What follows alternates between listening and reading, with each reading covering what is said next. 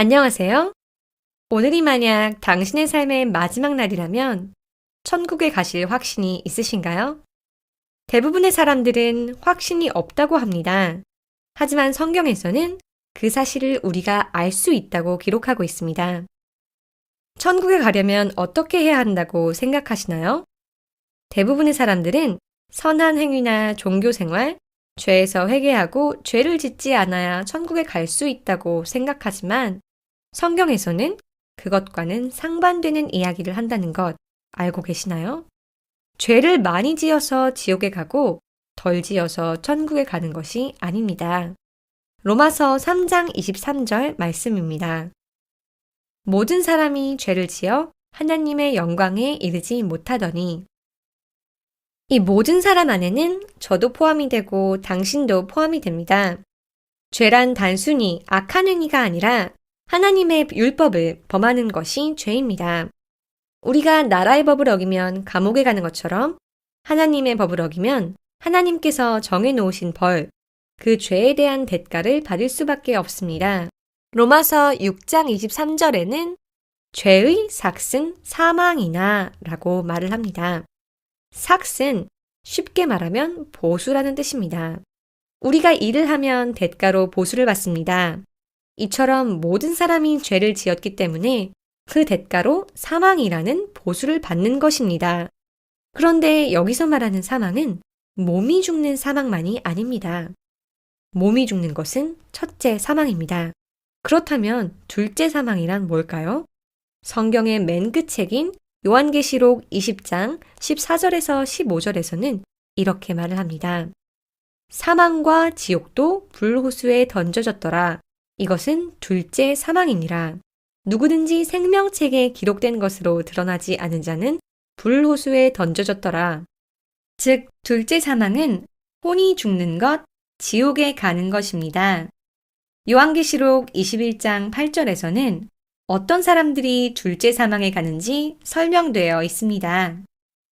그러나 두려워하는 자들과 믿지 않는 자들과 가증한 자들과 살인자들과 음행을 일삼는 자들과 마법사들과 우상숭배자들과 모든 거짓말쟁이들은 불과 유황으로 타는 호수에서 자기 몫을 받으리니 이것은 둘째 사망이니라. 이 중에는 살인자도 포함이 됩니다. 사람이 몇 명이나 살인을 해야지 살인자가 되는 걸까요? 네, 한 사람만 살인을 해도 살인자입니다. 그렇다면 몇 번이나 거짓말을 해야 거짓말쟁이가 되는 걸까요? 한 번이라도 거짓말을 한다면 그 사람은 거짓말쟁이가 되는 것입니다. 로마서 3장 4절 말씀입니다. 참으로 하나님은 진실하시되 사람은 다 거짓말쟁이라 할지어다. 그렇다면 저와 당신을 포함한 모든 사람이 단 한 번씩만 거짓말을 했어도 둘째 사망, 곧 지옥에 갈 수밖에 없는 죄인이라는 뜻입니다. 그러나 하나님이 사랑이시다면 모두가 지옥에 가는 것을 원치 않으실 것입니다. 그래서 하나님께서는 이 문제에 대해 특별한 해결책을 만들어 놓으셨습니다. 로마서 5장 8절 말씀입니다.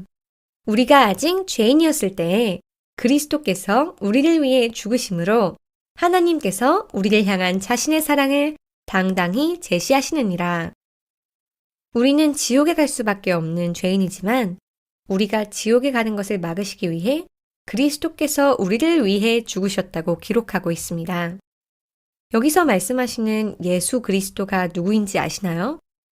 예수님께서는 하나님 아버지의 아들이심과 동시에 육체 안에 사람의 모습으로 오신 하나님이시기도 합니다. 디모데전서 3장 16절에는 하나님께서 육체 안에 나타나셨다고 하고 있습니다. 또 요한복음 1장 1절에서 3절과 14절 말씀도 이와 같이 예수님의 신성에 대해 기록하고 있습니다. 처음에 말씀이 계셨고 말씀이 하나님과 함께 계셨으며 말씀이 하나님이셨더라. 말씀이 육신이 되어 우리 가운데 거하심에 우리가 그분의 영광을 보니 아버지의 독생하신 분의 영광이요 은혜와 진리가 충만하더라. 이처럼 예수님께서는 하나님이셨기 때문에 죄를 모르시는 분이고 죄가 없으신 분이라고 성경은 말씀하고 있습니다. 고린도후서 5장 21절 말씀입니다. 하나님께서 죄를 알지 못한 그분을 우리를 위하여 죄가 되게 하신 것은 우리가 그분 안에서 하나님의 의가 되게 하려 하심이라. 또 히브리서 4장 15절 말씀입니다. 우리에게 계신 대제사장은 우리의 연약함의 감정을 몸소 느끼지 못하시는 분이 아니요 모든 점에서 우리와 똑같이 시험을 받으셨으되 죄는 없으신 분이시니라. 예수님은 하나님이시기에 사람이 할 수 없는 수많은 기적들을 행하셨습니다. 3년 반의 짧은 공생의 기간 동안 누가복음 7장 22절에 나와 있는 것처럼 눈먼 자들을 보게 하시고 다리 저는 자들을 걷게 하시고 나병 환자들을 정결하게 하시고 귀먹은 자들을 듣게 하시고 죽은 자들을 일으키시는 등 하나님만 하실 수 있는 많은 기적들을 행하셨습니다. 예수님께서는 진리를 선포하셨기 때문에 당대의 이스라엘의 지도자들은 예수님을 적대했고 결국 누명을 씌워 사형에 처했습니다. 바로 그 당시 가장 악질의 죄수만을 처형했던 십자가형이었습니다. 베드로전서 2장 24절 말씀입니다. 친히 나무에 달려 자신의 몸으로 우리의 죄들을 지셨으니 이것은 죄들에 대하여 죽은 우리가 살아서 의에 이르게 하려 하심이라. 그분께서 채찍에 맞음으로 너희가 고침을 받았나니. 이처럼 예수님께서는 죄 없는 자신의 몸으로 돌아가신 것이 아니라 사실은 우리의 죄들, 우리가 과거에 지었던 모든 죄들과 현재 짓고 있는 모든 죄들, 또 미래에 지을 모든 죄들을 다 지시고 돌아가셨습니다. 돌아가신 다음에는 그분의 몸은 밤낮으로 사흘 동안 무덤에 있었습니다. 그렇다면 그분의 혼은 어디로 가셨을까요? 저희의 죄의 삭은 몸이 죽는 첫째 사망뿐만 아니라 혼이 죽는 둘째 사망입니다.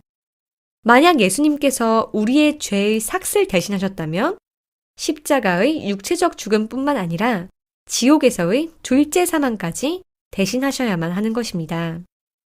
예수님께서도 자신의 죽음에 대해 그의 혼이 땅의 심장부, 즉 지옥에 사흘 동안 있게 되리라는 것을 예언하셨습니다. 마태복음 12장 40절 말씀입니다. 요나가 밤낮으로 사흘 동안 고래 뱃속에 있었던 것 같이 사람의 아들도 밤낮으로 사흘 동안 땅의 심장부에 있으리라. 또 사도 베드로도 예수님께서 부활하실 때 그의 혼이 지옥을 떠났다고 기록하고 있습니다. 사도행전 2장 31절 말씀입니다. 또 이것을 미리 보았으므로 그리스도의 부활에 대하여 말하기를 그의 혼이 지옥에 남겨지지 아니하였고 그의 육체도 썩음을 보지 아니하였느니라 하였느니라. 그렇다면 사흘이 지난 후에는 무슨 일이 벌어졌을까요?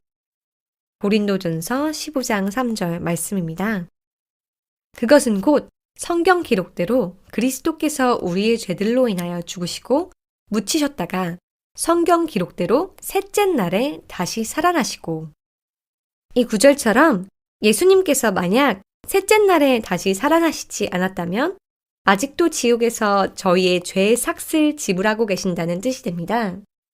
즉 이것은 우리가 아직 하나님께 갚을 빚이 남아있다는 것을 뜻합니다.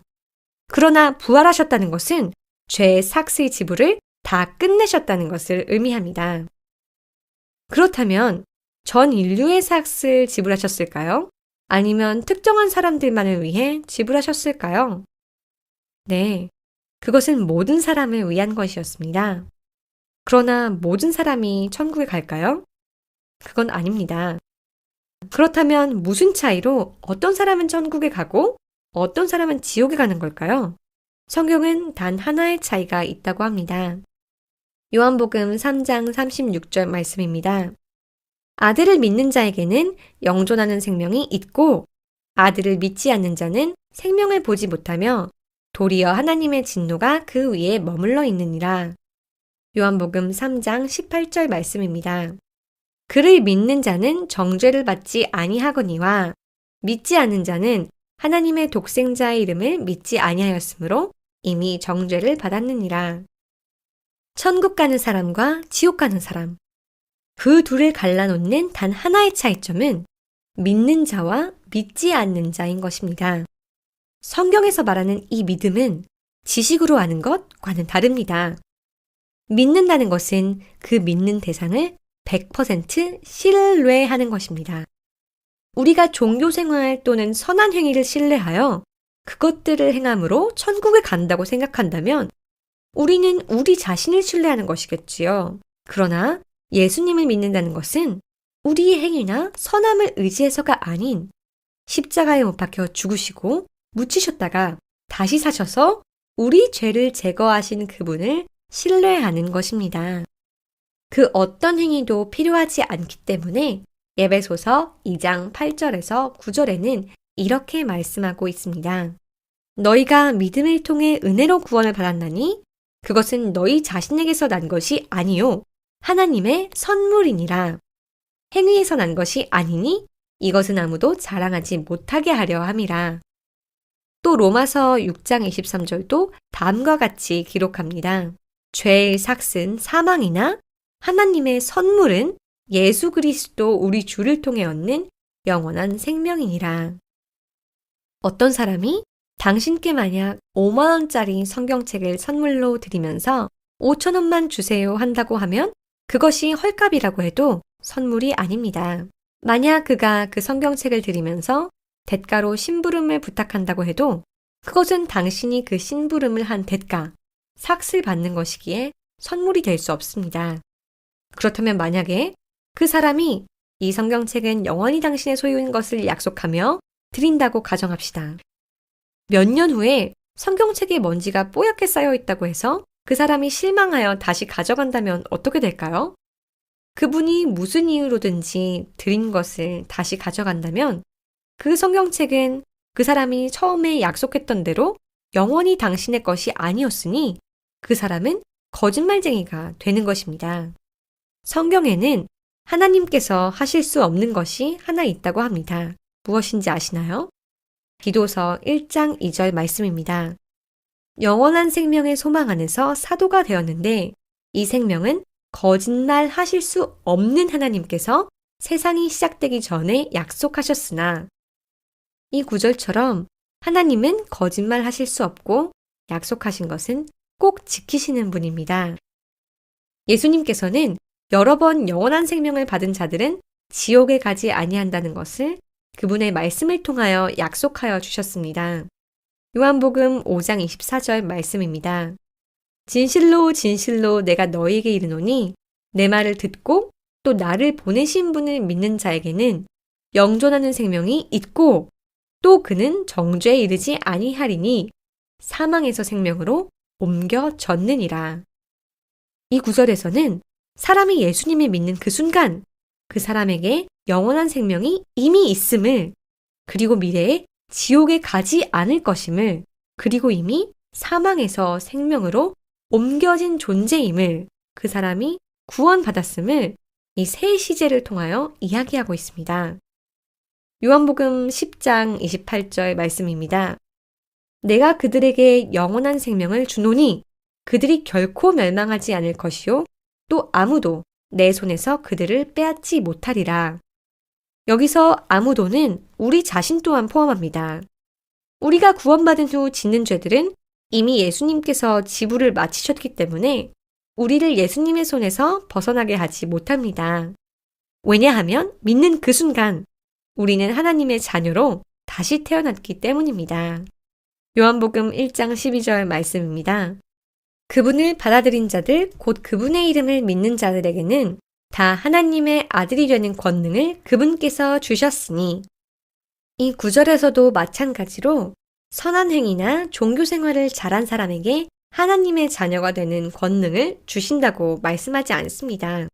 예수님을 받아들이고 신뢰하는 그 순간 하나님의 자녀로 다시 태어나는 것입니다. 그런데 한번 생각해 보세요. 태어난 그 어떤 어린아이도 완벽하지 않습니다. 수많은 실수와 잘못을 하면서 성장하지만 정상적인 부모라면 그 자녀가 잘못한다고 해서 그 자녀를 죽이는 부모는 없습니다.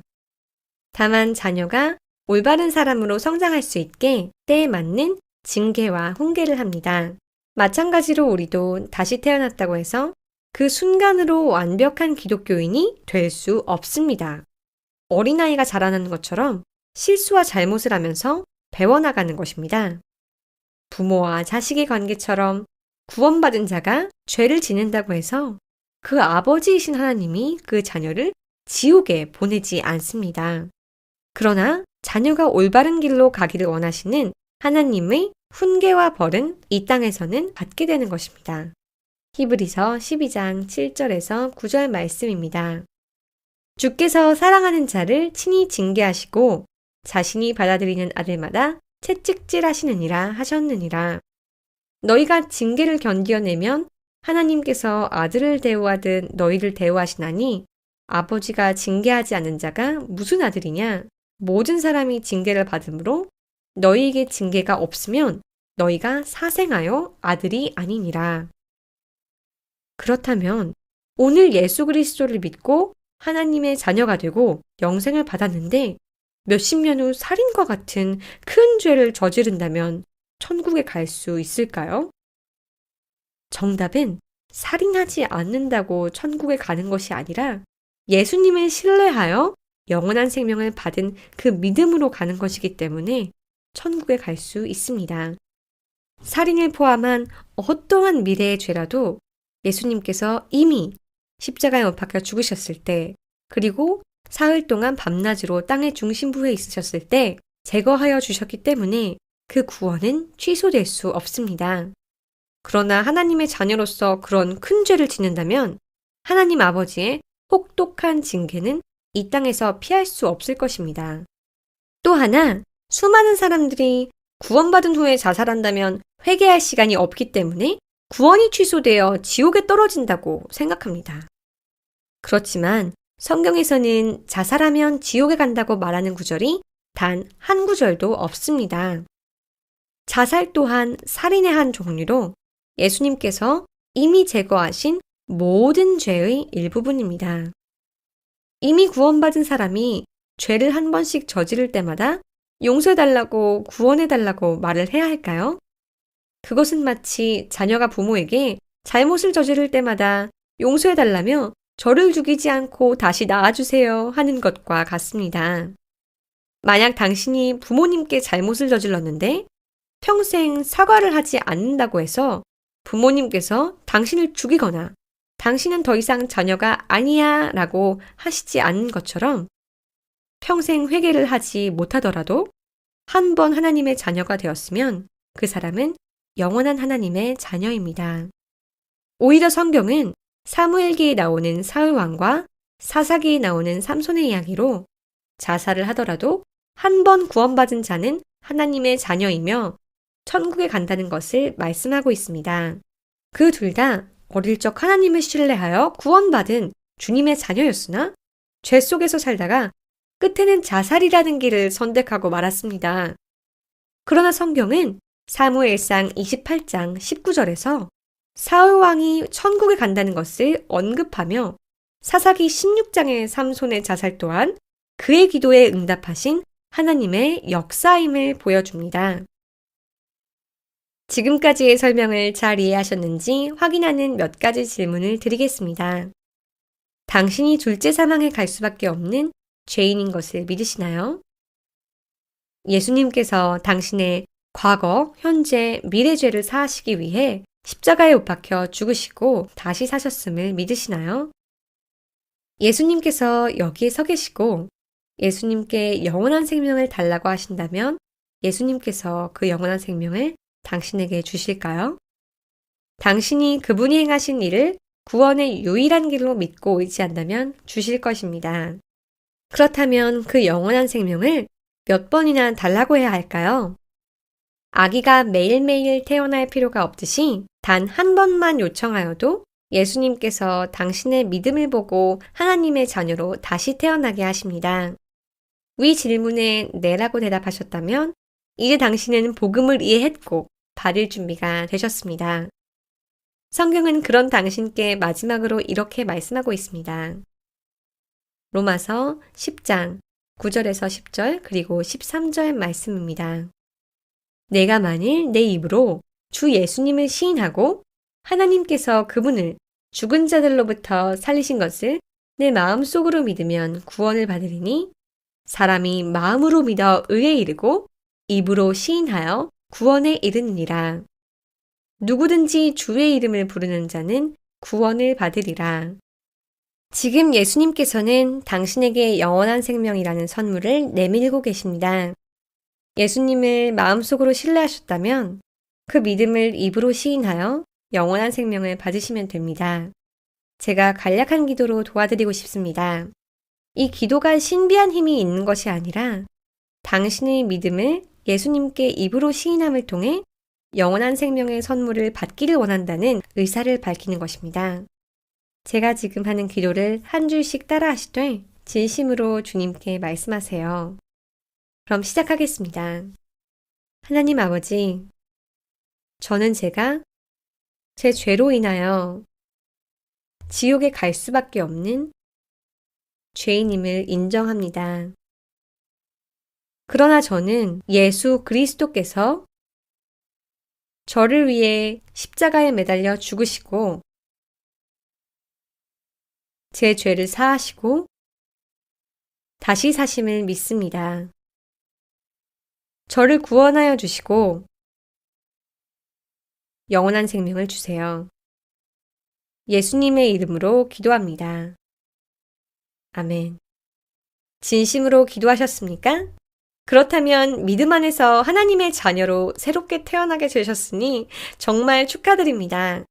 이제 당신 안에는 하나님의 영이 항상 내주하시며 당신을 올바른 길로 인도하실 것입니다. 그분의 인도하심에 따라 순종하시고 말씀에 순종하는 삶을 사신다면 축복을 받으실 것이나 그렇지 않는다면 아버지께서 사랑하는 자녀를 징계하시듯 내리시는 징계를 받으실 것입니다. 그러나 어떠한 경우라도 아버지의 사랑에서 당신은 떼어질 수 없으며 그 영원한 생명은 잃어버리시지 않을 것입니다. 새로 태어난 아기가 성장하기 위해서는 엄마 젖이 필요합니다. 그러한 것처럼 하나님께서는 하나님 안에서 다시 태어난 우리도 성장을 위해 젖이 필요하다고 말씀하고 계십니다. 과연 어떠한 젖일까요? 베드로전서 2장 2절 말씀입니다. 새로 태어난 아기들로서 말씀의 순수한 젖을 사모하라. 이것은 너희가 그 젖으로 말미암아 성장하게 하려 함이라. 아기가 어머니의 젖을 매일 먹어야 하는 것처럼 매일 하나님의 말씀을 읽으셔야 영적으로 올바르게 성장하실 수 있습니다. 영적으로 막 태어난 당신에게 가장 적합한 영적인 음식인 요한복음부터 시작하여 신약 성경을 여러 번 읽으시고 그 후에 구약 성경을 읽으시며 딱딱한 음식을 소화하실 수 있는 영적인 성인으로 성장하시길 권해드립니다. 또한 구원을 받으셨다면 침례를 받기에 필요한 모든 준비가 끝나셨습니다. 침례는 지역교회와 성도들 앞에서 당신이 복음을 들었고 믿었고 그로 인해 구원받았음을 공표하는 순종의 첫 번째 단계입니다. 예수님께서 기뻐하시는 침례의 순종하심을 통해 축복받으시는 여러분이 되시길 간절히 기도합니다.